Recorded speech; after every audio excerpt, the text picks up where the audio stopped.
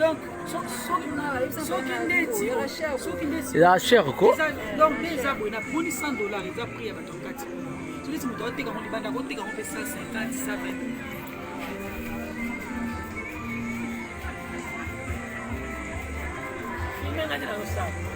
Nungo san? Poko me abone babi. Eh, ya auto pour me cabo, compre tout ça marketing. Bando futa ina feko. Mwende zabo. Yes. Misha zap. Sibazani bakeleki nzanyo na bango. Yes. Mwende zabo. So yeso mbia mena tege na.